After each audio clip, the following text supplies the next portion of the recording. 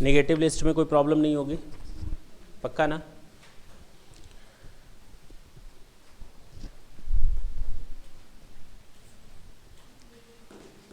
आज हम लोग देखते हैं रजिस्ट्रेशन प्रोसेस। ये रजिस्ट्रेशन का प्रोसीजर क्या है? मैंने तुम लोग को पहले भी बताया था कि सर्विस टैक्स में सर्विस प्रोवाइडर होता है, सर्विस रिसीवर होता है। कौन कौन होते हैं? दो पार्टीज होते हैं। एक पार्टी कहलाता है सर्विस प्रोवाइडर और सर्विस रिसीवर।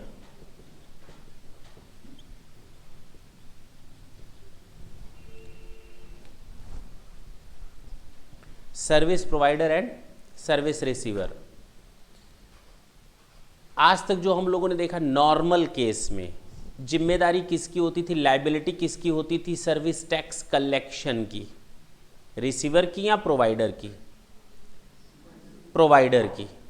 मैंने तुम्हें सर्विस प्रोवाइड की, मैं तुमसे सर्विस टैक्स चार्ज करूंगा, तुम सर्विस रिसीवर हो। मैं सर्विस टैक्स प्रोवाइडर हूं, मैंने तुम्हें सर्विसेज दी, अब मैं तुम लोगों पर बिल लिखूंगा, तुम लोग अमाउंट दोगे सर्विस टैक्स के साथ, और वो सर्विस टैक्स का जो तुम लोगों ने अमाउंट दिया मुझे नहीं दिया, गवर्नमेंट के अकाउंट में ट्रांसफ़र होगा। कहाँ ट्रांसफ़र होगा? गवर्नमेंट के अकाउंट में ट्रांसफ़र होगा। यानी कि नॉर्मल केस में अगर बात की जाए तो सर्विस प्रोवाइडर लायबिल होता है क्या करने के लिए? कलेक्शन करने के लिए और पेमेंट करने के लिए। किस चीज़ का? सर्विस टैक्स का। तो नॉर्मली रजिस्ट्रेशन कौन करवाएगा? सर्विस रिसीवर या सर्विस प्रोवाइडर? Service provider. तुमने क्या सर्विस टैक्स में रजिस्ट्रेशन करवाया है? लेकिन तुम फीस में तो सर्विस टैक्स देते हो। होटल में तुमने खाना खाया, सर्विस टैक्स देते हो? देते हो, हाँ या ना? ये सब क्या है? सर्विस प्रोवाइडर रजिस्ट्रेशन कराएगा, सर्विस रिसीवर सर्विस टैक्स का अमाउंट पेमेंट करेगा। क्लियर है? आज हम लोग रजिस्ट्रेशन प्रोसेस की बात करेंगे। रजिस्ट्रेशन कैसे होता है सर्विस टैक्स डिपार्टमेंट में? सर्विस प्रोवाइडर एक फॉर्म लेगा, फॉर्म नंबर ST1, उसमें सारी डिटेल्स भरेगा अपनी। क्या करेगा? ST1 का मतलब होता है सर्विस टैक्स। तो फॉर्म नंबर ST1 क्या चीज़ है? ये फॉर्म नंबर ST1। और इस फॉर्म को भर करके सर्विस टैक्स डिपार्टमेंट के पास सबमिट करेगा। इस सर्विस टैक्स फॉर्म को भर करके फिलअप करके डिपार्टमेंट के पास सबमिट करेगा। डिपार्टमेंट क्या करता है? इस सर्विस टैक्स फॉर्म के अगेंस्ट सर्टिफिकेट इश्यू करता है। क्या इश्यू करता है? सर्विस टैक्स रजिस्ट्रेशन नंबर देता है। किस फॉर्म पे? ST2 फॉर्म पे। हमने ST1 फॉर्म जमा किया और ST2 फॉर्म में हमको क्या मिल गया? सर्टिफिकेट मिल गया। क्लियर है? मैंने सर्विस टैक्स नंबर 1 भरा, अपनी सारी डिटेल्स लिखी। डिटेल्स में क्या लिखा? अपना नाम, रेजिडेंशियल एड्रेस, ऑफिस की एड्रेस यानी जहाँ पर मैं काम करता हूँ, और मैं क्या भरूँगा कि कौन सी सर्विसेज में देता हूँ। एक सर्विस के लिए एक सर्टिफिकेट या कई सर्विसेज के लिए, जितनी सर्विसेज में देता हूँ सबके लिए एक सर्टिफिकेट। प्रॉब्लम ये है कि हर एक के लिए कितने सर्टिफिकेट चाहिए ना? सबके सब सर्विसेज जो मैं अकेले देता हूँ सबकी सर्टिफिकेट एक में मिलेगी। क्लियर है? यानी जितनी भी सर्विसेज मैं तुम लोग को प्रोवाइड करता हूँ डिफरेंट नेचर की, उन सब के लिए मैं एक ही सर्विस टैक्स रजिस्ट्रेशन सर्टिफिकेट लूँगा। अलग अलग सर्विसेज के लिए अलग अलग सर्टिफिकेट देने की ज़रूरत नहीं है। जरा देखें, a service provider can charge service tax only if he is registered with the service tax department. एक सर्विस प्रोवाइडर तभी तुम लोगों से सर्विस टैक्स कलेक्ट कर सकता है जब मैंने अपने आप को रजिस्टर करवा रखा हो। जब मैंने अपने आप को क्या करवा रखा हो, रजिस्टर, यानी मेरा नंबर है रजिस्ट्रेशन नंबर, तभी मैं तुम लोगों से कलेक्ट भी कर पाऊंगा, otherwise I am not a proper authority to collect the amount of service tax until और अनलेस आई एम रजिस्टर्ड। जब तक मैं अपने आप को रजिस्टर्ड न करवा लूं तब तक मैं तुम लोगों से सर्विस टैक्स कलेक्ट नहीं कर सकता। क्लियर है? Rule 4(1) of service tax rule 1994, rule number 4 में डिटेल्स दी हुई हैं। Every service provider in whose case gross receipt has exceeded ₹9 lakh, ढंग से सुने, मैंने आपको बताया था कि थ्रेशोल्ड लिमिट कितनी है, 10 लाख रुपए, यानी पहले 10 लाख रुपए तक तो आपको कोई सर्विस टैक्स न कलेक्ट करना है और ना पे करना है, न कलेक्ट करना है और ना पे करना है। पहले 10 लाख रुपए पर न तो आपको कोई सर्विस टैक्स कलेक्ट करना है और ना पे करना है।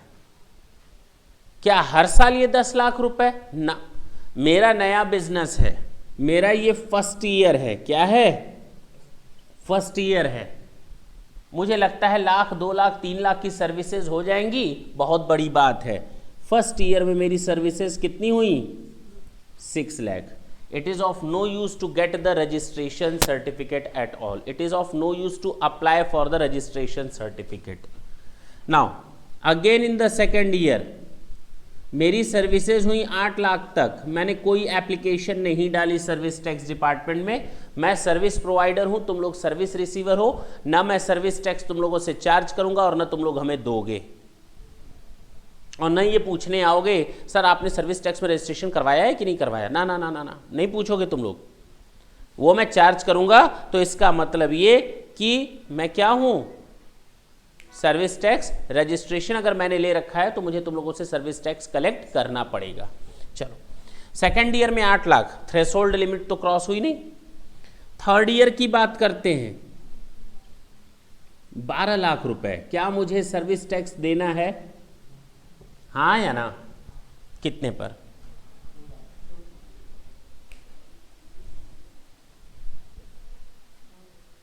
2 लाख पे। 10 लाख पर कोई सर्विस टैक्स नहीं देना। क्यों? मुझे सपना थोड़ी आया था इस साल 12 लाख हो जाएगा, बोलो हाँ या ना? लेकिन जैसे ही 9 लाख रुपए को इसने टच किया, कितने को? 9 लाख फिक्स्ड अमाउंट है, ये 9 लाख फिक्स्ड अमाउंट है। जैसे ही इसने 9 लाख रुपए को टच किया, मुझे तुरंत अप्लाई करना पड़ेगा ST1, क्योंकि अब मुझे लगता है कि मैं कहां टच करने वाला हूं फिगर को, 10 लाख रुपए को। और जब 10 लाख तक पहुंचना है तो 9 लाख को जैसे ही क्रॉस किया मुझे रजिस्ट्रेशन सर्टिफिकेट के लिए अप्लाई करना पड़ेगा। 9 लाख को जैसे ही क्रॉस किया मुझे रजिस्ट्रेशन सर्टिफिकेट के लिए अप्लाई करना पड़ेगा ST1 फॉर्म में। 10 लाख तक मुझे कोई अमाउंट पे करने की जरूरत नहीं है। 10 लाख तक मुझे कोई भी सर्विस टैक्स कलेक्ट करने और पेमेंट करने की जरूरत नहीं है। लेकिन 10 लाख के ऊपर आने वाले जितने भी अमाउंट्स होंगे उन सबको हमें सर्विस टैक्स के दायरे में लाना पड़ेगा और मुझे सर्विस टैक्स का पेमेंट करना पड़ेगा कितने पर? 2 लाख पे। क्लियर है?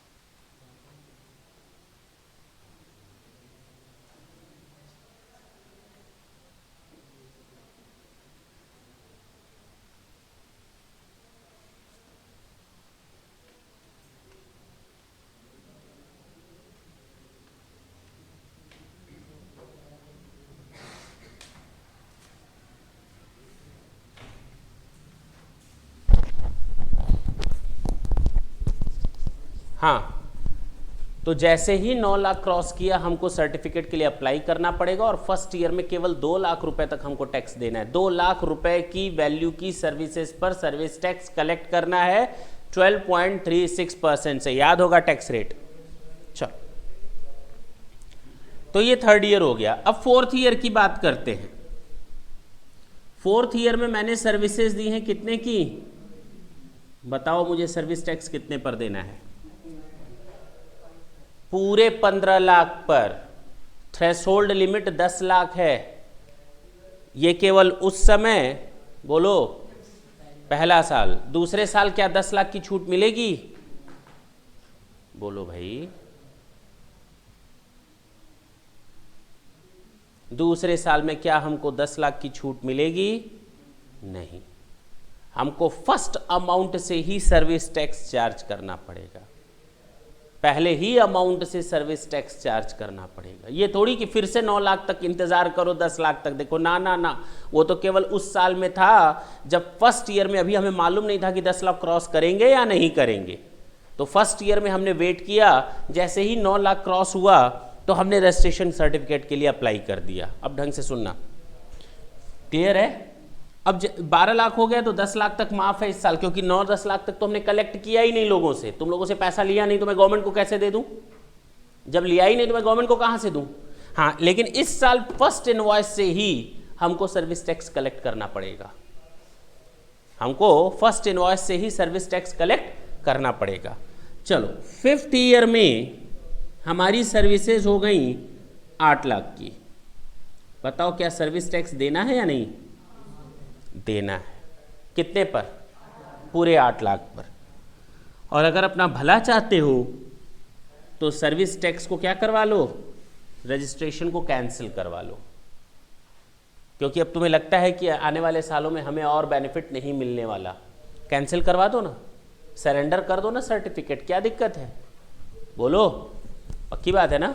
ये थोड़ी कि अगले साल अब 5 लाख की उम्मीद है, 6 लाख की उम्मीद है तो भी सर्टिफिकेट रखे रहो, क्या फायदा भैया? थ्रेशोल्ड लिमिट 10 लाख है। अगर आपको लगता है कि ये कंटिन्यू रहेगा, 10 लाख से नीचे रहेगा, तो आप रजिस्ट्रेशन सर्टिफिकेट कैंसिल भी करवा सकते हो। चले जरा देखें।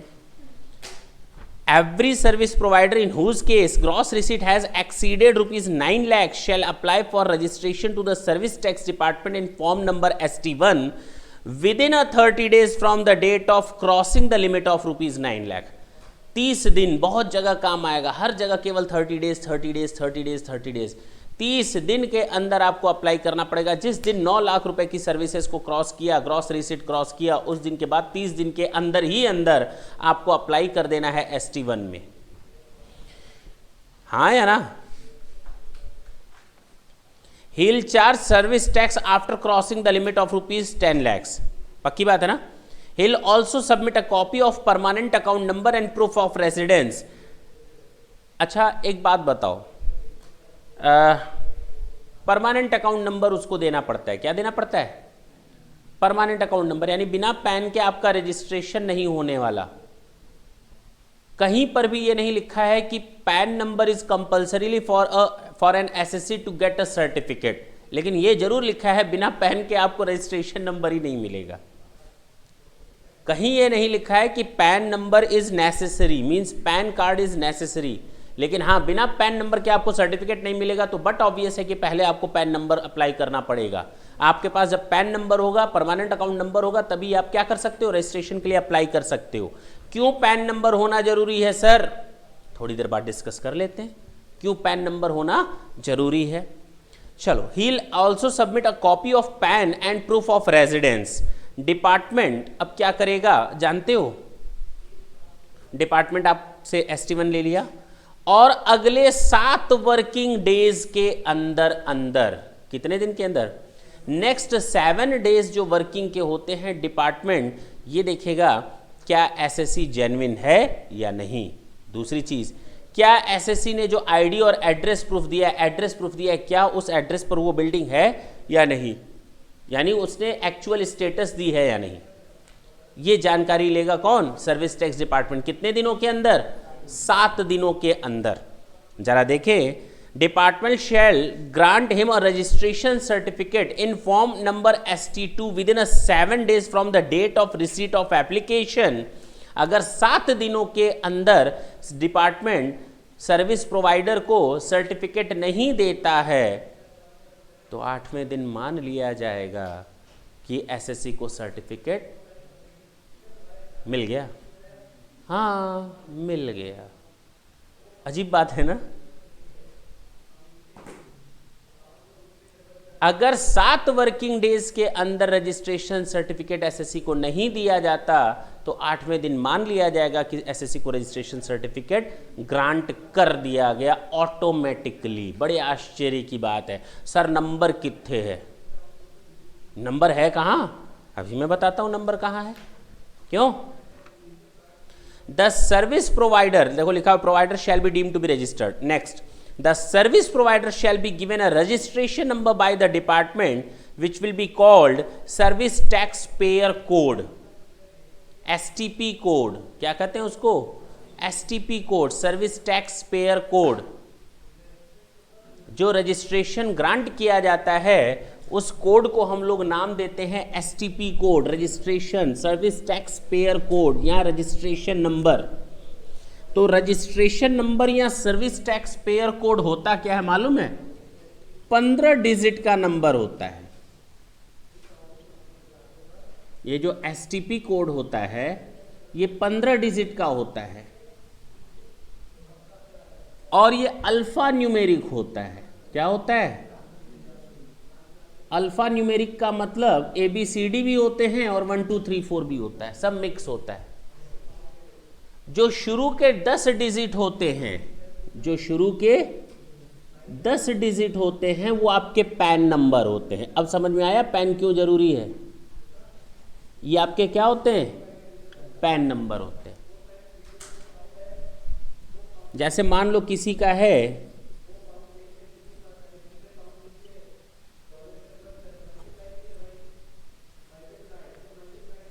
ठीक, ये पैन नंबर है 10 डिजिट का है।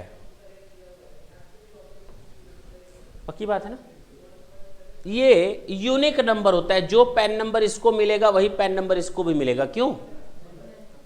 जितने हिंदुस्तान में नागरिक हैं, जितने लोगों ने पैन नंबर के लिए अप्लाई किया होगा, each and every person will get their unique identity number which is known as permanent account number. उस अब जैसे तुम लोगों ने एयरटेल का सुना था, हर आदमी नंबर से जाना जाएगा 9889, है कि नहीं? उसी तरह यहाँ पर भी डिपार्टमेंट जो होता है, गवर्नमेंट डिपार्टमेंट, आपको किससे पहचानता है? पैन नंबर से। आपको इनकम टैक्स में भी इसी नंबर की ज़रूरत है, सेल्स टैक्स डिपार्टमेंट में भी इसी नंबर की ज़रूरत है, सर्विस टैक्स डिपार्टमेंट में भी इसी नंबर की ज़रूरत है, एक्साइज और कस्टम में भी इसी नंबर की ज़रूरत है। तो पैन नंबर देखो, तो अगर हम आपकी बात करें तो हम आपके पैन नंबर से सारी इंफॉर्मेशन निकाल सकते हैं कंप्यूटर से। क्यों? आप जो भी चीज़ें आप कंप्यूटराइज दाखिल करोगे बिना पैन नंबर के जाएगा नहीं। आप कंप्यूटर में पैन नंबर डालो, अपना सर्विस टैक्स का डिटेल भरो, आप अपने कंप्यूटर में पैन नंबर डालो, अपना एक्साइज और कस्टम का रिटर्न वगैरह दाखिल करो, सब जाकर आपके एक पैन नंबर में इकट्ठी हो रही हैं, आपको पता भी नहीं चल रहा है कि नहीं। तो गवर्नमेंट जब चाहे आपकी जालसाजी पकड़ सकती है। जरा ढंग से देखो, तो ये एक पैन नंबर हो गया, ये हो गया 10 डिजिट का alpha numeric, alpha numeric alpha plus 5 digit और होते हैं, जिसमें से 2 डिजिट तो तुम लोग जानते ही हो, सर्विस टैक्स जोड़ दो इसमें। कितने डिजिट हो गए टोटल? 12। बाकी 3 डिजिट और होते हैं जो कहलाते हैं 001। अगर आपने पहली बार रजिस्ट्रेशन नंबर किसी एक प्रीमाइसेस का ले रखा है तो, अगर फर्स्ट टाइम आप रजिस्ट्रेशन नंबर ले रहे हैं किसी प्रीमाइसेस का तो 001, दूसरी प्रीमाइसेस का लेने जा रहे हो तो 002, तीसरी प्रीमाइसेस का तो 00। तो क्या मैं अपना पैन नंबर नहीं बना सकता, एसटीपी कोड नंबर नहीं बना सकता? मैं खुद बना सकता हूं, मुझे ज़रूरत नहीं है सर्विस टैक्स डिपार्टमेंट की। अगर मुझे आज अप्लाई करना हो सर्विस टैक्स डिपार्टमेंट में तो मुझे जो नंबर मिलेगा ये प्लस ये, और पहला है तो 001, पहला ऑलरेडी मिल चुका है, दूसरे के लिए अप्लाई किया है तो 002। अब क्लियर है? देखो तो कितना सिंपल है सर्विस टैक्स कोड निकालना। क्यों भाई? यहाँ रजिस्ट्रेशन नंबर निकालना, कोई भी एसएससी खुद एसटीपी कोड बना सकता है। For that purposes he is free. Clear? इसीलिए कहा गया कि ये मान लिया जाएगा कि उसको सर्विस टैक्स रजिस्ट्रेशन ग्रांट कर दिया गया है। क्या कर दिया गया है? ग्रांट कर दिया गया है। अगर 7 दिनों के अंदर अगर 7 दिनों के अंदर एसएससी को रजिस्ट्रेशन नंबर ना दो तो 8वें दिन मान लिया जाता है कि उसको ये सर्टिफिकेट नंबर दे दिया गया है, जिसको हम एसटीपी कोड नंबर भी कहते हैं। क्लियर हुआ? पक्की बात है ना, इसमें तो कोई डाउट नहीं होगा। आगे देखिए, the service provider shall be given a registration number by the department which will be called STP code, service tax payer code, and it will be 15 digit pan based number and first 10 digit shall be that of pan and remaining 5 digits shall be allotted by the service tax department। दिया हुआ है ना ST001। The last 3 digits shall indicate total number of registration for the same permanent account number। Same बंदे ने कितने number लिए हुए हैं। चलो, if a person is providing more than 1 taxable services, जितने सर्विसेज देगा उतने रजिस्ट्रेशन। दत्त ऐसा थोड़ी, सारी सर्विसेज के लिए एक नंबर बताया तो मैंने, लिखा हुआ है if a person is providing more than 1 taxable service he may give only 1 application and he should mention in the application all the taxable services provided by him.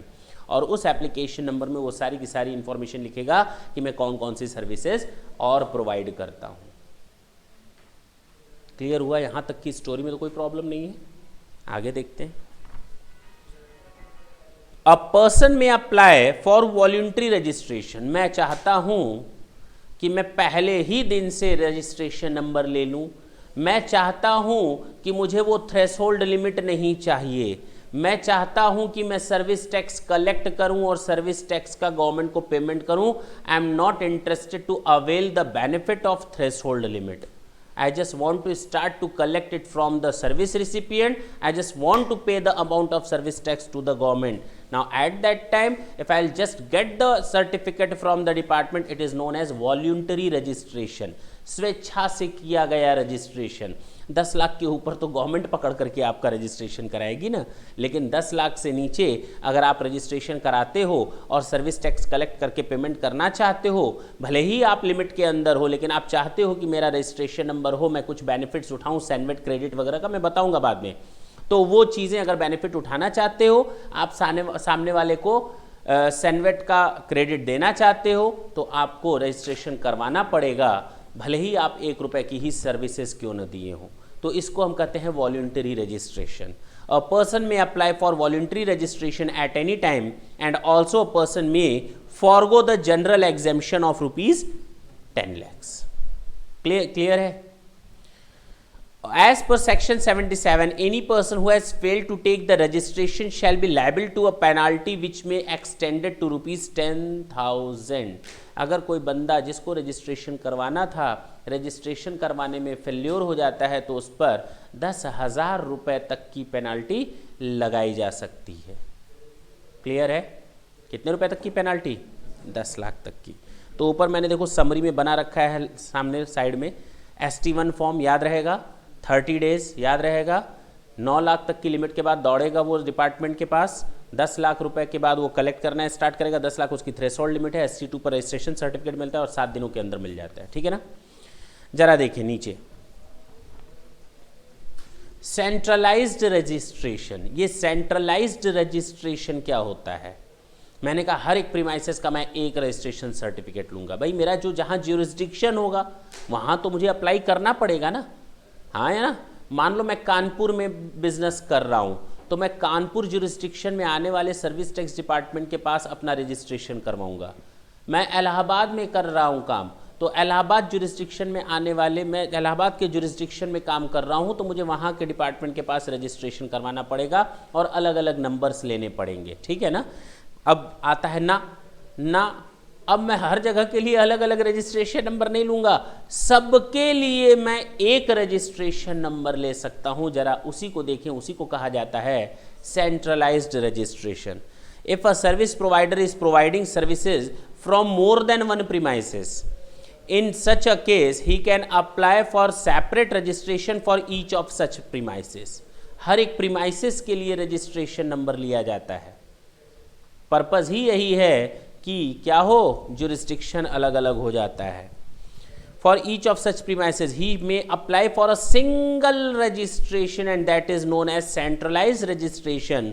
provided he has either centralized accounting or centralized billing system। जरा देखना, तुम लोग एक किसी showroom में जाते हो कपड़े खरीदने के लिए, तो देखो तो तुम लोग के आंखों देखा हाल है, वो वहाँ वैट लगता है, लेकिन देखो वही सिस्टम यहाँ भी काम आता है। होता क्या है, वही बिजनेस कानपुर में भी है, इलाहाबाद में भी है, मथुरा में भी है, और सिटी का नाम बताओ, लखनऊ में भी है, चंडीगढ़ में भी है। हो सकता है कि नहीं?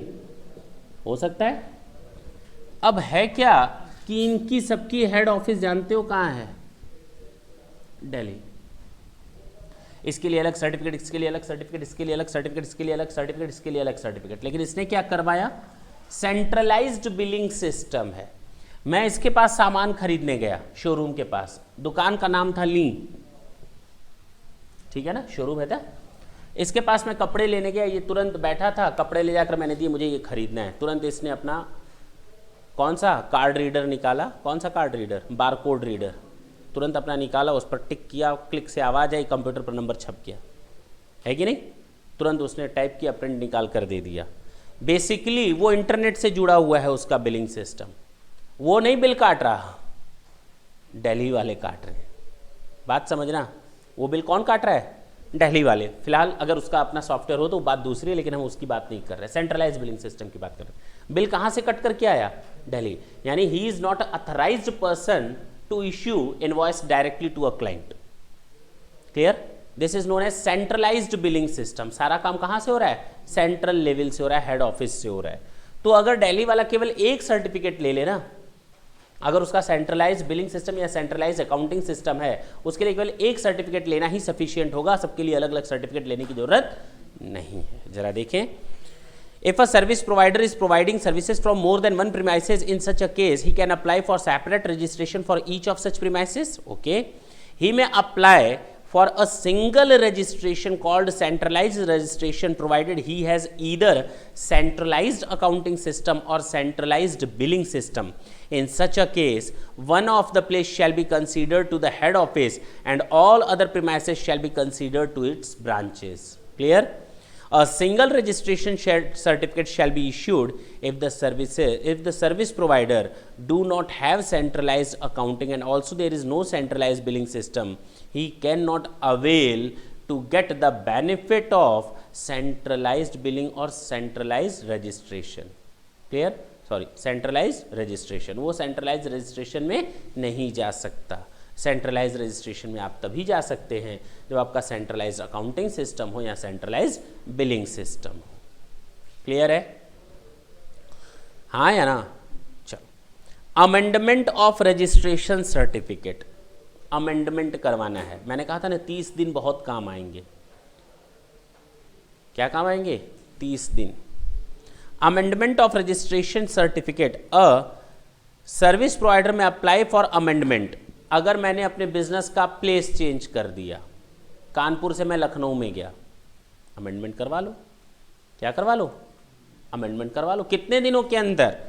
If there is any such changes, service provider should apply to the department within 30 days for effective the changes. 30 दिनों के अंदर, जिस दिन से आपने चेंज करना स्टार्ट किया, उन चेंज के लाने के बाद 30 दिन के अंदर आपको अप्लाई कर देना पड़ेगा अमेंडमेंट के लिए कि आप मेरे सर्टिफिकेट को अमेंड कर दो। तो पहला है changes in place of business, changes in the name of business. Business का नाम चेंज करो या उसका प्लेस चेंज करो। चेंजेस इन सर्विसेज रेंडर्ड, हो सकता है कि कुछ पुरानी सर्विसेज आप हटाने जा रहे हो या हो सकता है आप कुछ नई सर्विसेज जोड़ने जा रहे हो। तो हटाने और जोड़ने पर भी आपको अपने सर्टिफिकेट में चेंजेस या अमेंडमेंट करवाने पड़ेंगे। Any other similar changes. Clear? पक्की बात है? कितने दिनों के अंदर? 30 दिनों के अंदर। Cancellation of registration certificate, cancellation होगा, रजिस्ट्रेशन सर्टिफिकेट कैंसिल कब होगा? ढंग से देखें, बता चुके हैं। Every registered SSE who cease to provide the taxable services for which he is registered, अगर मैं जो सर्विसेज देता हूं अब मैं वो सर्विसेज देना बंद कर दूं तो भैया कैंसिल करवा लो ना। कैंसिल नहीं करवाओगे तो आपके ऊपर पेनाल्टी लगती रहेगी। इंटरेस्ट लगता रहेगा, क्योंकि रिटर्न तो भरना जरूरी होता है. You have to file return anyhow if you are a registered SSC. If you are registered under the service tax department then you have to file your return for each and every 6 month. साल में 2 बार return भरनी पड़ती हैं. भले ही आपने 1 रुपये की service न दी हो तो भी नील रिटर्न जमा करनी पड़ती है. क्या करनी पड़ती है? नील रिटर्न्स जमा करनी पड़ती. क्लियर है? Cancellation of registration certificate. Every registered SSC who cease to provide the taxable services for which he is registered, or if he dies. अगर वो मर जाए तो वो कैसे कैंसिल करवाएगा? मालूम होता तो पहले ही ना करवा लेता. ठीक है ना? और if he dies, ढंग से सुनना, registration certificate shall be cancelled. तो उम्मीद की जाती है उसके घर वाले कैंसिल करवाएंगे. ठीक है ना? वो तो आएगा नहीं कैंसिल करवाने रात को भूत बनकर, है कि नहीं? जरा ढंग से देखना. The superintendent of central excise shall ensure the SSC has paid all moneys dues to the central government under the provisions of the act. बेटा तू कैंसिल करवाने आ रहा है, पिछला जितना बकाया है वो तो पेमेंट कर. ऐसा ना हो कैंसिल करवा लो, पिछला मैंने मांगा नहीं, उसके बाद टाइम फिस, है कि नहीं? तो क्या करो, पहले उसका जितना ड्यूज है वो मांग लो, उसके बिना कैंसिल नहीं होने का. The superintendent of central excise shall ensure that the SSC has paid all money dues to the central government under the provisions of the Act and the rules and the notification issued thereunder, and thereupon cancel the registration certificate. और उसके बाद ही वो उस registration certificate को cancel करेगा. Where a registered SSC transfers his business to another person, the transferee shall obtain a fresh registration. क्यों भाई? अगर मिस्टर एक्स अपने बच्चे को यानी मिस्टर वाई को बिजनेस ट्रांसफ़र कर रहा है तो इसको नया सर्टिफिकेट लेना पड़ेगा. अरे बिजनेस ट्रांसफ़र कर रहा है अपने बेटे को, क्यों? उसका पैन नंबर अलग है, इसका पैन नंबर अलग है. जब पैन नंबर अलग हो गया तो सर्टिफिकेट भी अलग लेना ही पड़ेगा. देखो तो कितनी बड़ी बात है. इसीलिए बिना पैन के रजिस्ट्रेशन नहीं हो सकता. अब समझ में आई बात? इसका पैन नंबर कुछ दूसरा है, इसका पैन नंबर कुछ दूसरा है. अगर मिस्टर एक्स ने अपने बिजनेस को इसको ट्रांसफर कर दिया तो पैन नंबर चेंज हो गया तो रजिस्ट्रेशन नंबर भी तो चेंज हो जाएगा पूरा. और ऐसा थोड़ी कि हम खुद ही काट पीट कर उसको बराबर कर देंगे. We have to apply for fresh registration and we have to cancel the earlier registration. Clear? तो पुराने वाले को कैंसिल करो और नए रजिस्ट्रेशन को ले आओ. तो सोचो, इनहेरिटेंस के केस में भी हम लोग को रजिस्ट्रेशन सर्टिफिकेट में चेंजेस लानी पड़ती हैं. और रिक्वायरमेंट तो ये है, और एक जगह मैंने 7 डेज लिखा है, उसको 7 वर्किंग डेज कर दें. 7 डेज की जगह आप 7 वर्किंग डेज कर दें, वो ज़्यादा बेटर है.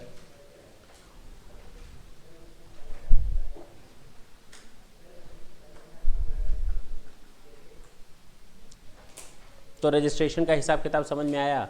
पक्की बात है, इसमें कोई डाउट नहीं रहेगा. Point of taxation rules, the most important. Negative list के बाद यही एक ऐसी चीज़ है जिसको समझना बहुत इंपॉर्टेंट है. आज हम लोग केवल बेस समझेंगे, जितना मैंने असाइनमेंट दे रखा है दैट्स इट. नेक्स्ट क्लास में हम लोग इस पूरे पॉइंट ऑफ टैक्सेशन रूल्स को ख़त्म करेंगे. उसके बाद इस पूरे सर्विस टैक्स में कुछ भी नहीं बचा आपके लिए ज़्यादा. बहुत नॉर्मल सी चीज़ें हैं. जैसे रजिस्ट्रेशन पढ़ लिया वैसे ही रिटर्न्स, उसी तरह payment, that's it. Interest and penalty बहुत सिंपल है. केवल अब जो हम लोग का इंपॉर्टेंट पॉइंट स्टार्ट हो रहा है that is your point of taxation rules, the most important point. ये पॉइंट ऑफ टैक्सेशन रूल्स, हाँ बोलो बाबू, ये पॉइंट ऑफ टैक्सेशन रूल्स हैं क्या? पॉइंट ऑफ टैक्सेशन रूल्स 2000, इसको हम पॉट करते हैं. पॉट मतलब बर्तन, POT, पॉट. पॉट मैंने ऐसे ही बचपन में रटवाया जाता था ना, तो कोई दिक्कत नहीं, यहाँ पर वो मतलब नहीं है. Point of taxation rules 2011. और बहुत अच्छी चीज़ लिखी हुई है शुरू के 3 point. Liability to pay service tax. कौन कौन बंदे लाइबल होते हैं सर्विस टैक्स? शुरू से बार बार मैंने बताया, सर्विस प्रोवाइडर बताया ना. आज भी जब लेक्चर स्टार्ट किया था तो मैंने यहीं से स्टार्ट किया था that the service provider has to get the registration and without registration he can not collect the amount of service tax from the service recipient and can not pay amount to the government. चलो, लेकिन जरा ढंग से सुनना. Who are liable to pay service tax? और जो liable to pay होगा वही सर्टिफिकेट भी लेगा. जो liable to pay होगा, क्या तुम लोग को सर्टिफिकेट लेने की जरूरत है? कुछ केसेस हैं, कुछ ऐसे केसेस है जहां तुम लोगों को सर्टिफिकेट लेने की जरूरत है। कौन से केसेस आते हैं वो बाद में देखेंगे। अगर मैं सर्विस प्रोवाइडर हूं और मैं सर्विस टैक्स तुम लोगों से कलेक्ट करके गवर्नमेंट को पे करता हूं, उसको हम कहते हैं फॉरवर्ड। ढंग से सुन लो, अंडरलाइन भी कर लो उस चीज को। फॉरवर्ड लिखा हुआ है ना, चार्ज मैकेनिज्म। जो नॉर्मल रूल है वो यही है, और नॉर्मल रूल को हम लोगों ने नाम दिया है फॉरवर्ड चार्ज मैकेनिज्म। क्या नाम दिया है? Forward charge mechanism. Rohit, forward charge mechanism, ठीक है। It is also known as forward charge mechanism. अगर सर्विस प्रोवाइडर क्या करता है? सर्विस टैक्स पे करता है, उसकी लाइबिलिटी है तो। If the service provider fails to realize और charge the service tax from service receiver, he shall still be liable to pay service tax. चलो ढंग से सुनना इस चीज को। मैंने मिस्टर वाई को, मिस्टर एक्स ने मिस्टर वाई को 15,000 रुपए की सर्विसेज दी। कितने रुपए की? 15,000 रुपए की सर्विसेज दी। अब होना क्या चाहिए था? कैलकुलेटर से होना क्या चाहिए था कि मुझे इनवॉइस ऐसे बनाना चाहिए था। सर्विस की कैटेगरी लिखनी थी और अमाउंट लिखना था। मैंने कंसल्टेंसी सर्विसेज लिखी। मैंने क्या दी थी उसको? कौन सी सर्विसेज दी थी? कंसल्टेंसी 15,000। और मुझे उस पर सर्विस टैक्स चार्ज करना था। तुम लोग को अच्छी तरह मालूम है 12%, 2% एंड 1%। मैंने कहा था तीनों को अलग अलग लिखना है, इनवॉइस में तीनों को अलग शो करना है। फिलहाल हम यहाँ अलग नहीं, तीनों को इकट्ठे शो कर देते हैं। बोलो, यानी सामने वाले से हमको कितना लेना था? 16,854। पक्की बात है, इसमें तो कोई डाउट नहीं है। लेकिन मैं गलती कर गया। मैंने इनवॉइस बनाया कंसल्टेंसी का 15,000, दैट्स इट। मैंने सामने वाले से टोटल कितना लिया? क्या करें अब? अगर मैं सर्विस टैक्स न कलेक्ट किया तो क्या मैं गवर्नमेंट को पे करूंगा? हाँ, मान लिया जाएगा कि इसमें सर्विस टैक्स शामिल है। क्या? तो 100 रुपए की चीज टैक्स को जोड़ करके कितनी हो जाती है? तो अगर टैक्स के साथ 15,000 है तो बिना टैक्स के कितना होगा और टैक्स कितना होगा नहीं पता कर सकते हो। चलो 15,000 divided by 112.36 into 12.36, the amount of service tax would come 1650। यानी आपने अपनी सर्विसेज के लिए 13,350 रुपये ही कलेक्ट किए। आपको अपनी जेब से देना पड़ेगा 1,650 रुपये। क्लियर हुआ? हाँ या ना? ये मान लिया जाएगा कि जो आपने 15,000 रुपये कलेक्ट किए हैं, that is the amount which is inclusive of the service tax. पक्की बात? तो आप बच नहीं सकते इससे, आप इससे बच नहीं सकते, हटा सकते हैं। तो देखो लिखा हुआ है, if a person fails to collect the amount of service tax, then it would be assumed that the collected amount or the invoice amount is inclusive of service tax. Clear है? Still he is liable to pay the amount of service tax. Receiver of service, who is the liable to pay the amount of service tax? Service provider. That particular system or mechanism is known as forward charge mechanism. लेकिन अगर उल्टा तुम लोगों से charge किया जाए service tax, तुम लोगों को पे करना है, तुम ही लोग सर्विस रिसीवर, तुम ही लोग पेमेंट करो, अजीब लगता होगा, हाँ या ना? लेकिन इस सिस्टम को हम लोगों ने नाम दिया है रिवर्स चार्ज मैकेनिज्म, और ये केवल वही लोग कर सकते हैं जो नोटिफाइड बाय गवर्नमेंट हैं।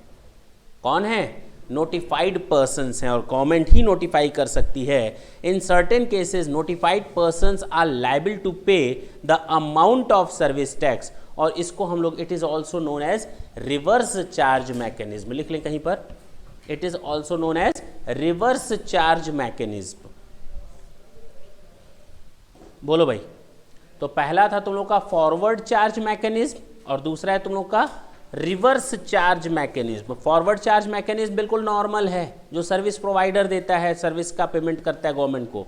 लेकिन अगर सर्विस रिसिपिएंट के ऊपर लायबिलिटी डाल दी जाए, तुम लोगों के ऊपर लायबिलिटी डाल दी जाए सर्विस टैक्स पेमेंट करने की, तो उसको हम लोग कहेंगे रिवर्स चार्ज मैकेनिज्म। सबके लिए नहीं है ये, केवल नोटिफाइड, अंडरलाइन कर ले, नोटिफाइड पर्सन। नोटिफाई कौन कर सकता है? वही बंदा जिसको सेंट्रल गवर्नमेंट ने इसके लिए नोटिफाई किया हो। दोनों लोग सुनो ना, कभी कभी गवर्नमेंट कहती है देख बेटा, आधा सर्विस टैक्स तू, आधा तू, 60% तू, 40% तू, यानी कि सर्विस रिसीवर और सर्विस प्रोवाइडर दोनों मिलकर के सर्विस टैक्स का पेमेंट करते हैं पार्शियल अमाउंट पर। इसको इसीलिए कहा गया पार्शियल रिवर्स चार्ज मैकेनिज्म। इसको क्या कहा गया? Partial reverse charge mechanism. लिखा हुआ है ना? It is also known as partial reverse charge mechanism, and in these cases liability to pay service tax is apportioned between the service provider and service receiver, and both are liable to pay service tax to the extent of their share prescribed. Clear? पक्की बात है। तो who are the liable to pay service tax? Service receiver, forward charge mechanism, service receiver, reverse charge mechanism, both partial reverse charge mechanism. That's it. Clear है? कहानी समझ में आई? अब जो स्टार्ट हो रहा है, अब तो हम लोग रूल से स्टार्ट करेंगे। आज हम लोग केवल बेस पढ़ेंगे, बेसिक चीज़ देखेंगे इसकी, रूल्स की। Point of taxation rules 2011।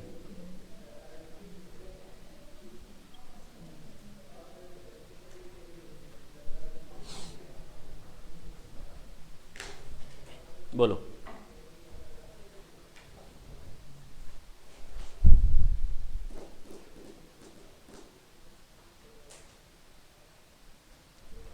Point of taxation का मतलब क्या है? क्या जरूरत पड़ी इस पर्टिकुलर वर्ड को लाने के लिए? सुने, मैं आपको सर्विसेज दे रहा हूं ना, पार्ट पार्ट में दे रहा हूं। एक महीने पहले मैं जब दे रहा था तो उस समय टैक्स रेट दूसरा था। आज मैं जब दे रहा हूं तो टैक्स रेट हो सकता है दूसरा हो।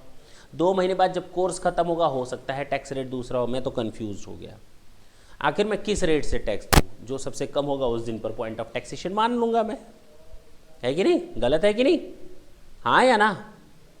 अभी कोई सर्विस ऐसी थी जब मैंने आप लोगों से एडवांस लिया था उस समय टैक्स लगता ही नहीं था मेरे ऊपर, लेकिन जब मैं सर्विस दे रहा हूँ उस समय टैक्स लग रहा है। मैं कंफ्यूज हो गया, मैं टैक्स दूँ या ना दूँ? नहीं समझ में आई बात। मैं जब तुम लोग आए थे एडमिशन लेने तो उस समय टैक्स नहीं लगता था, आज जब पढ़ रहे हो तो टैक्स लग रहा है। तुम लोगों से एग्रीमेंट पहले हुआ था सर्विस देने का, लेकिन टैक्स आज से लगना शुरू हुआ। आधी फीस मुझे अभी लेनी है, आधी ले चुका। बिल्कुल कंफ्यूजन की स्टेटस है। करूं तो करूं क्या? बात समझना। आधे पर दूं या ना दूं? ऐसे कैसे हाँ या ना? ऐसे कैसे गर्दन हिल जा रही है? हाँ या ना? नहीं हिलना चाहिए गर्दन। मालूम ही नहीं करें तो करें क्या? आज मैं जब सर्विस तुम लोगों से कहा था आओ एडमिशन लो, उस समय सर्विस टैक्स लग रहा था। आज जब मैं दे रहा हूं तो सर्विस टैक्स नहीं लग रहा। रख लो जेब में चुपचाप, क्यों गवर्नमेंट को बताने जाऊं? मैं कहूँगा आज की डेट में मैं कंफ्यूज हो गया, मैं करूं तो करूं क्या? है कि नहीं? तो ये प्रॉब्लम है जिसके कारण point of taxation plays a vital role to determine the amount of tax. Clear है? जरा ढंग से देखें। Point of taxation means the point in time, underline कर लें टाइम को, यानी पॉइंट ऑफ टैक्सेशन का मतलब वो समय बताता है when a service shall be deem to have been provided, जब ये मान लिया जाएगा कि आपने वो सर्विसेज दी। ना तो उसके पहले माना जाएगा ना तो उसके बाद माना जाएगा। सोचो टैक्स चार्ज करने का कितना बढ़िया सिस्टम है। एक पर्टिकुलर सिंगल पॉइंट को टैक्स चार्ज करने के लिए बेस बना दो। तो इसी को कहा गया point of taxation. The point of taxation enable us to determine the rate of tax, value of taxable services and rate of exchange and due date for payment of service tax। यानी अगर हमें point of taxation मालूम होगा तभी हम rate निकाल सकते हैं, वैल्यूएशन कर सकते हैं, डेट ऑफ पेमेंट कर सकते हैं। ये तभी पॉसिबल है जब हमारे हाथ में क्या हो? पॉइंट ऑफ टैक्सेशन हो, यानी वो टाइम मालूम हो जब हम ये मान लें कि ये सर्विस अब दी गई। भले ही अभी मुझे सर्विस देनी बाकी है, लेकिन अगर आज की डेट में पॉइंट ऑफ टैक्सेशन आज मान ली जाए तो हम मान लेंगे जितना हम सर्विस दे चुके हैं या जितना सर्विस देने वाले हैं सब आज की डेट में प्रोवाइड की गई है। अब बात समझ में आई? तो आज की डेट में प्रोवाइड की गई तो वैल्यूएशन भी आज के रूल के हिसाब से निकालो, टैक्स रेट्स भी आज के रेट्स के हिसाब से निकालो, और डेट भी पेमेंट का तुम लोग आसानी से कैलकुलेट कर सकते हो। क्यों? पक्की बात है। कहोगे सर डेट पेमेंट में क्या दिक्कत है? जनवरी का पेमेंट 5 फरवरी तक करना है, फरवरी का पेमेंट 5 मार्च तक करना है या 6 मार्च तक करना है अगर इलेक्ट्रॉनिकली है तो। अभी मैंने नहीं बताया ना ये सब, अभी सुनना भी मत। तो जाहिर सी बात है जिस महीने में हम तो तुम लोग को 6 महीने तक सर्विस दे रहे हैं, 5 महीने तक सर्विस दे रहे हैं, हाँ या ना? तो क्या 6 महीने में बराबर बराबर बांट देना? वो पर्टिकुलर पॉइंट ऑफ टैक्सेशन जब आ गया तो उसी पॉइंट ऑफ टैक्सेशन पर मान लिया जाएगा कि पिछली सारी सर्विसेज आज के दिन दी गई, जो आगे दी जानी है वो भी आज ही के दिन दी गई, टैक्स दे दो। अब बात समझ में आई? चलो ढंग से सुनना, 2 इंपॉर्टेंट पॉइंट्स हैं जिसको हमें केवल आज डिस्कस करना है। पहला केस होता क्या है कि इनवॉइस इश्यू हुई है या नहीं, कितने दिन के अंदर? 30 दिन। नीचे देखें तो स्टार लिख करके लिखा होगा 45 डेज। जो फाइनेंशियल सेक्टर्स होते हैं या बैंकिंग कंपनी होती है, नॉन बैंकिंग फाइनेंशियल कंपनीज होती हैं, एनबीएफसीज, जो एनबीएफसी हैं, नॉन बैंकिंग फाइनेंशियल कंपनीज या फाइनेंशियल कंपनीज या बैंकिंग कंपनीज, इनके लिए 30 दिन के बजाय 45 डेज प्रिस्क्राइब्ड है। तो हम इसको भूल जाते हैं, क्यों कंफ्यूज हो? दिमाग में बस रख लो कि 30 दिन will be replaced by 45 days in case of banking companies and non banking financial companies, that's it. हटा दें इसको। तो ये तुम लोग हमेशा मानकर चलना, बैंकिंग कंपनी के केस में 45 दिन। क्या है ये 30 दिन? If the invoice is issued within a 30 days from the date of completion of service, मैंने तुम्हें सर्विस दे दी, मैंने तुम्हें सर्विस दे दी, और उस सर्विस देने के बाद 30 दिन के अंदर अगर मैं आपको इनवॉइस इशू कर दे रहा हूं तो इसका मतलब आप रूल्स रेगुलेशन को फॉलो करने वाले बंदे हैं, आपने सरकार की हेल्प की, तो ठीक है। जिस दिन आप इनवॉइस इशू करोगे विदिन अ 30 डेज, अब चाहे सर्विस खत्म होने वाले दिन आप दे दो इनवॉइस, चाहे 4 दिन बाद दो, चाहे 10 दिन बाद दो, 12 दिन बाद दो, 18 दिन, 19 दिन, 25 दिन, 26 दिन, 29 दिन, 30 दिन के अंदर अगर आप इनवॉइस इशू कर देते हो after the completion of the service, तो इन 2 डेट्स में जो पहले होगा उसको हम पॉइंट ऑफ टैक्सेशन मान लेंगे। इन 2 डेट्स में जो सबसे पहले होगा उसको हम मान लेंगे पॉइंट ऑफ टैक्सेशन। तो पहली डेट वो जिस दिन मैंने आपको इनवॉइस इशू की, date of issue of invoice, और date of payment, receipt of payment बोल सकते हो ना। तो डेट ऑफ पेमेंट जो दोनों में से पहले हो जाए। कितना आसान है। अगर मैंने इनवॉइस कंप्लीशन डेट के सर्विस देने की डेट, सर्विस जिस दिन मैंने कंप्लीट की उसके 30 दिन के अंदर अंदर मैंने इनवॉइस इशू कर दी, तो date of issue of invoice और डेट ऑफ पेमेंट जो दोनों में से पहले हो। बोलो भाई, कोई दिक्कत? पक्का ना? तो date of issue of invoice और डेट ऑफ पेमेंट जो दोनों में से पहले हो, याद रहेगा।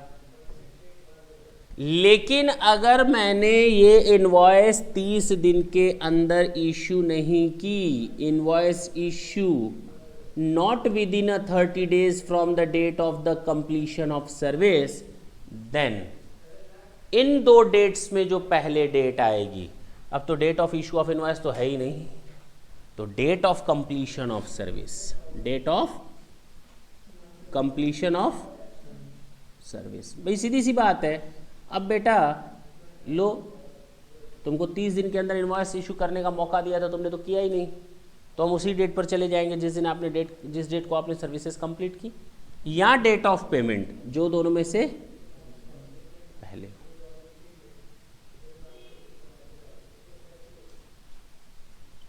बोलो ना, देखें जरा। The invoice is issued within the prescribed period of 30 days from the date of the completion of service, date of invoice or date of payment, whichever is earlier. If the invoice is not issued within a prescribed period of 30 days, अगर 30 दिन के अंदर हमने invoice issue नहीं किया है completion of service का, तो date of completion of service और date of payment whichever is earlier, जो दोनों में से पहले। तो दो चीज़ें याद रखनी हैं, 30 दिन और 45 दिन। 45 दिन केवल बैंकिंग कंपनी के केस में और फाइनेंशियल सेक्टर, या कह सकते हो नॉन बैंकिंग फाइनेंशियल कंपनीज के केस में। भूल जाते हैं उस 45 दिन को, 30 दिन दिमाग में रखते हैं। अगर मैंने इनवॉइस इशू होने के 30 दिन के अंदर, सर्विस कंप्लीट होने के 30 दिन के अंदर मैंने अगर इनवॉइस इशू कर दी, तो date of issue of invoice और डेट ऑफ पेमेंट जो दोनों में से पहले हो। लेकिन अगर 30 दिन के अंदर इशू नहीं की, तो date of completion of provisions of services और the second one is date of receipt of payment whichever is earlier. नीचे देखें, दो इंपॉर्टेंट नोट्स दिए हुए हैं। Wherever any advance by whatever name is known is received by the service provider, अगर service provider कोई भी advance पाता है, सर्विस देने से पहले का कोई भी अमाउंट पाता है, the provision of taxable service, the point of taxation shall be the date of receipt of each such advance. सोचना ही नहीं था, ऊपर तो आपने लिख दिया था ना, डेट ऑफ पेमेंट और issue of invoice which ever is earlier. ठीक है, आपने नीचे क्लैरिफाई कर दिया कि अगर आपको कोई एडवांस मिलता है, यानी कि अभी आपने इनवॉइस इशू नहीं किया होगा, अभी आपने सर्विस दी नहीं होगी, एडवांस तभी है। तो अगर आपको कोई एडवांस मिलता है, तो एडवांस जिस दिन मिला है वही पॉइंट ऑफ टैक्सेशन है, बात खत्म। सोचना क्या है उसमें, ठीक है ना। चलो, where any advance by whatever name is known is received by the service provider the provision of taxable services, the point of taxation shall be the date of receipt of each such advance. Point number 2, important note number 2, where payment is received before the issue of invoice or the date of completion of service। बात तो वही हुई। फिर अभी मैंने date of invoice, ऊपर की बात देख लो ना, बात तो वही बोल रहे हो। अगर इनवॉइस इशू किया नहीं, हमको पेमेंट मिल गया, तो इशू ऑफ इनवॉइस और date of payment whichever is earlier. तो जब हमें पेमेंट मिल गया, मैंने तुम्हें सर्विस दे दी, सुनो ना, मैंने तुम्हें सर्विस दे दी 1 अक्टूबर 2013 को, मुझे इनवॉइस इशू करना था 30 अक्टूबर 2013 तक, तो date of issue of invoice मुझे तुमने पेमेंट दे दिया 15 अक्टूबर 2013 तक, तो यही पॉइंट ऑफ टैक्सेशन, पेमेंट पहले मिल गया ना। सोचना क्या है, यानी कि डेट ऑफ इनवॉइस के पेमेंट के, date of issue of invoice के पहले अगर कोई पेमेंट मिल जाए तो वही हमारा पॉइंट ऑफ टैक्सेशन है, उसको भी सोचने की जरूरत नहीं है। Where payment is received before the issue of invoice और the date of completion of service as the case में भी, चाहे पहला केस हो चाहे दूसरा केस हो, the liability of service tax shall arise to the extent of such payment received. That's it. Clear हुआ? नहीं समझ में आई बात? कुल मिलाकर पीओटी रूल्स क्या बोलता है 2011 कि who are liable to pay service tax? Service receiver, service provider. अगर सर्विस प्रोवाइडर है तो forward charge mechanism, service receiver है तो रिवर्स चार्ज मैकेनिज्म, और दोनों पार्शियल हैं तो पार्शियल रिवर्स चार्ज मैकेनिज्म। अब अगर हम रूल्स की बात करें, पीओटी रूल्स बोलता है कि अगर आपने सर्विस कंप्लीट होने के 30 दिन के अंदर इनवॉइस इशू कर दी है, तो date of issue of invoice और the date of payment whichever is earlier. अगर आपने 30 दिन के अंदर इनवॉइस इशू नहीं की है, तो date of completion of service और date of payment whichever is earlier. यानी कि हर एक एडवांस अमाउंट पर आपका वही पीओटी होता है, पॉइंट ऑफ टाइम वही एडवांस रिसीट होता है, या अगर इनवॉइस इशू करने के पहले हमें कोई पैसा मिल जाता है, पेमेंट मिल जाती है, तो वही पीओटी हो जाता है, बात खत्म। इतना ही हम लोगों ने देखा, इसके अलावा कुछ भी नहीं देखा। तो आज के लिए बस इतना ही। इसमें अभी ख़त्म नहीं हुआ, पीओटी रूल्स पूरा नेक्स्ट क्लास में चलेगा, अभी तो बस ये स्टार्टिंग है। केवल मैंने हिंट दिया बेटा, इसको ढंग से पढ़ करके आना, इसका मतलब क्या है, पीओटी रूल्स का मतलब क्या है, केवल इतना ही बताया आज।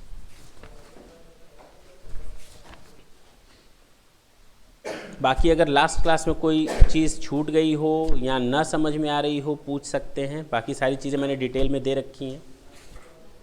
किया है घर पे? किया नहीं किया?